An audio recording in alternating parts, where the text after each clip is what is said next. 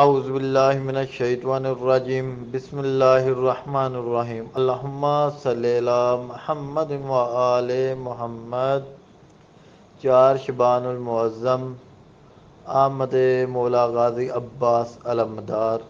تمام مومنین کو بہت بہت مبارک ہو۔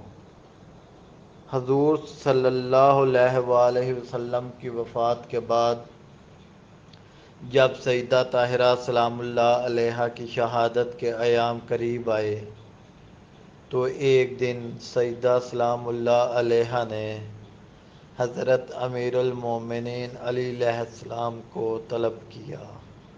اور کہا، اے امیر المومنین،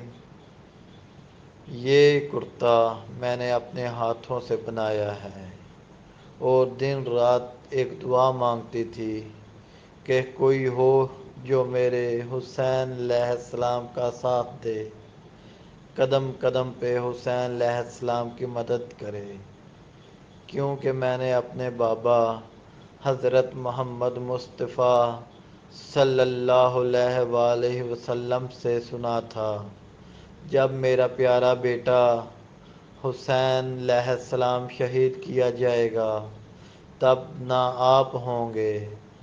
نہ میں ہوں گی، نہ بابا ہوں گے، نہ حسن ہوں گے، میرا غریب بیٹا کرب و بلا کے میدان میں اکیلا مارا جائے گا۔ اے علی، میری شہادت کے بعد شجاعت ترین خاندان کو دیکھ کر شادی کرنا، اس سے ایک بیٹا ہوگا، آپ اس کا نام عباس رکھنا اور اس کو یہ کرتا دینا اور اس کو کہنا میرے بیٹے حسین علیہ السلام کا خیال رکھے۔ ایام گزرتے رہے۔ بی بی سیدہ سلام اللہ علیہا کی شہادت کے کافی عرصے کے بعد مولا امیر المومنین علی علیہ السلام نے اپنے بھائی حضرت عقیل علیہ السلام کو کہا، اے عقیل، دیکھو عرب میں جو شجاع ترین خاندان ہے، شریف سے شریف عورت کا انتخاب کرو تاکہ سیدہ طاہرہ سلام اللہ علیہا کی دعا پوری ہو جائے۔ بالآخر بی بی سیدہ ام البنین سلام اللہ علیہا کا انتخاب ہو چکا اور دن رات مولا امیر کائنات امام علی علیہ السلام دعا مانگتے رہے، اے اللہ، مجھے عباس علیہ السلام عطا کر جو کرب و بلا میں میرے بیٹے حسین علیہ السلام کا ساتھ دے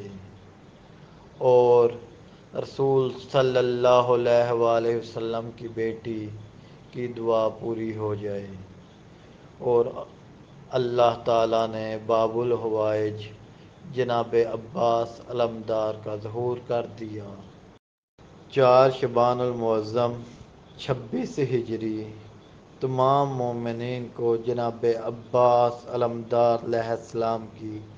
آمد مبارک ہو۔ اللہم صلی علی محمد و آل محمد۔